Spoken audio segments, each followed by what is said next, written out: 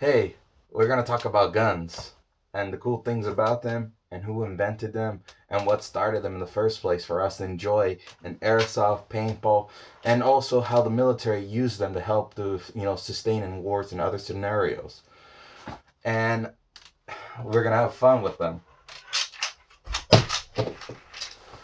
We all knew our games from Rainbow Six Siege and Modern Warfare, your typical tactical shooters and military simulators. But also, we're going to talk about our history in World War II that actually made those guns exist in the first place. We're going to first start with our favorite classic gun, the AK 47. Everybody knows it. Almost kids even used it. Not to mean to say that, but those guns were actually thanks to when I was holding that paintball rifle. Imagine it was the M1 Garand that actually Thomas Grant made. That Kalashnikov copy or borrow the idea because it inspired him how simple it was and how it was easy to rely on a simple spring power that actually helped to rely on the feed and the bolts and the trunnions that actually make them rotate and work. Those bolts and trunnions, some people might know the parts if they understand what I say, but for a layman term, imagine them like screws and little things that'll rotate back and forth without being loosened.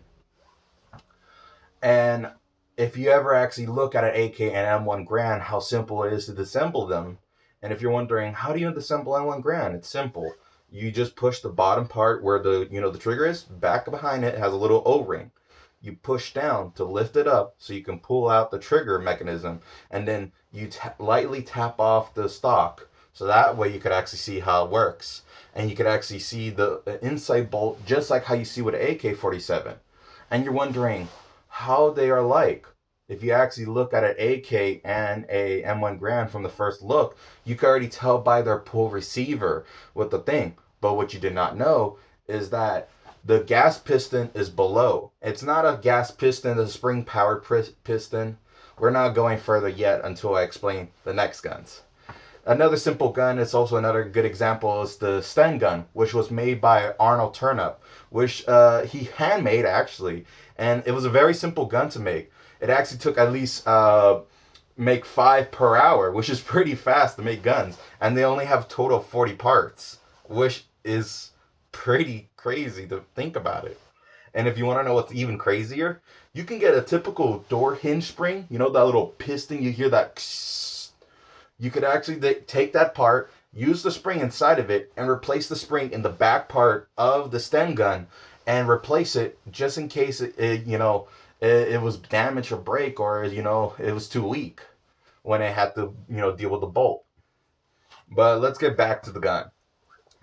The M1 Grands and the AKs have similarities only because of Kalashnikov was needing to look for a gun that was similar. But a lot of people did not know about it later on because they think, oh, he just copied Smizer who made the STG-44 or the Stungewehr.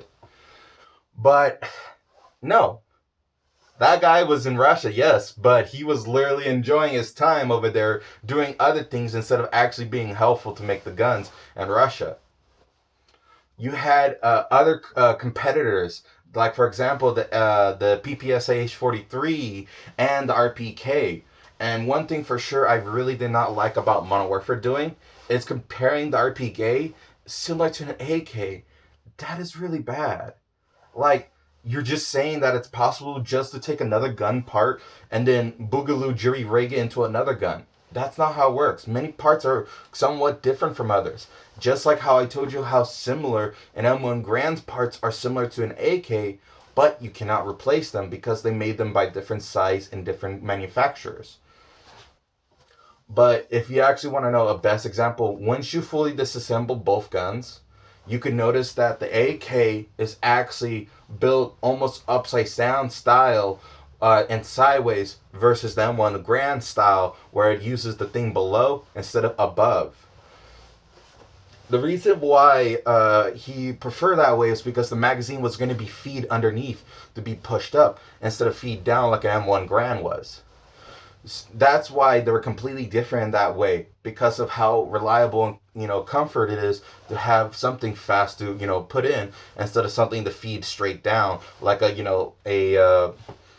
Lewis gun. Like, you know how massive that thing is, and nobody wants a magazine to block your rear sight. You would have to re-angle it and place it in a different spot.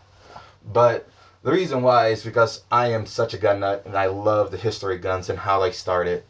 But now we got out of the old stuff. Now time to go a little bit modern. Did you know that the auger, the Steyr AUG, was originally going to be called the Sturmgewehr 77, but since it was militarized in the Austrian force, they wanted to call it that. But also, it's also a universal gun that was also in Australia. That's why it's abbreviated as the Army Universal. You get the idea. AUG, Army Reserve or Universal Gun. And you get the idea. It's very simple. You don't have to worry about it. The main point is that it relies on a double piston power.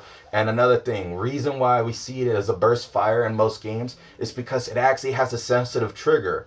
If you actually squeeze the trigger all the way, it goes full auto, which we're more used to, like the FAMAS. But they're actually similar in a way. But we're just used to seeing it as a burst fire since it has that heavy trigger. And then we have the HK 33 or 93, which looks like the G36, like you've seen it in Modern Warfare, that semi-auto rifle. If you're wondering, they're so identical to the Sturmgewehr, which you could actually see how they share the same spring, the same bolt. And not just that, HK even said they could actually produce some extra parts to be identical to the Sturmgewehr, but the only problem is they want to do this so that way people who do own it could replace their parts and make it select fire. And this is all I can do for right now. My video is already over, but there's a lot about guns I would wish I could share. Thank you for enjoying watching it.